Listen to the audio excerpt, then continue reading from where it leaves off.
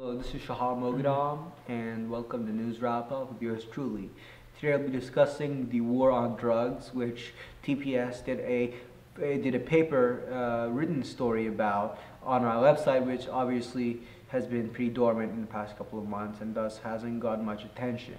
The story was attempted with the help of federal agencies who declined their help because we reached out to the DEA, Drug Enforcement Administration, to the U.S. Military Southern Command, to the Department of Justice, and to various other agencies to get their support and get some information from their archives. Now, to their credit, the war on drugs has been a controversial program, so we can understand their position of not being very open about it, or maybe they didn't have the papers anyway. But it seemed kind of fishy that on the issue which many Americans are getting concerned about for the first time ever, there is some doubt by the government over whether to release open their archives to us, which is, as we are a fairly small media outlet, not a big step in and of itself. But the government doesn't want to open the Pandora's box. We think it's still important to keep the public informed, so we're going ahead without government help. So the thing to know is that the drug wars are going on since the 1970s. It got started under the Nixon administration with heroin usage among troops in Vietnam, used as a justification with the hippie movement, which Nixon obviously notoriously didn't like being used as a justification, the thwarting of hippies and the crimes they committed. And there were a lot of scientific studies which were questionable, which claimed there was a link between drugs, soft drugs like marijuana, and crime. Those were later proven to have flaws in them, holes in the argument.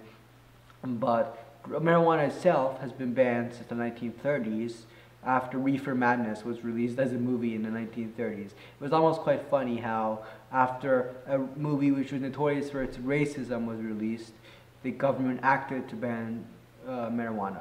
And you have people on record, politicians from the 1930s, saying, "Oh, we wanted to keep the darkies down." And that is a stupid argument. And I know this is supposed to be a news story, but I think most of our viewers, no matter what their policies on the drug war, can agree that banning a substance, not because of medical purposes, not because of safety purposes, public safety or personal safety, but because you want to keep the darkies down, and then later on use other justifications, that's just wrong.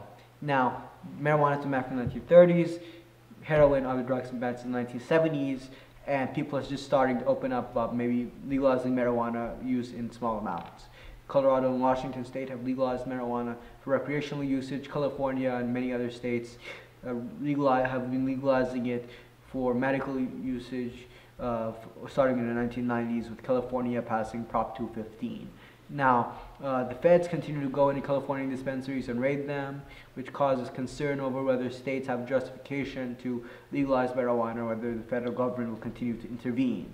Now, former DEA chiefs, current DEA chiefs are strongly opposed to legalization of the drugs they spent their entire careers working against.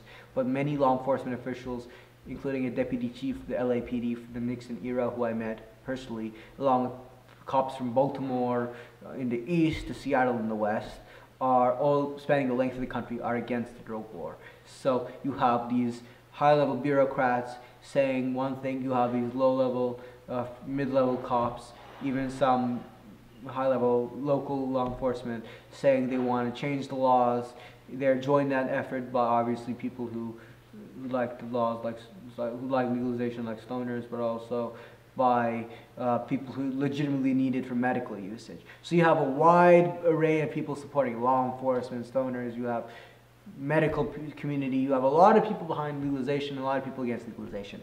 So stay informed, because this is going to be coming to your doorstep very soon. It's going to be an issue which affects every American, and it's an issue which is important to be informed about.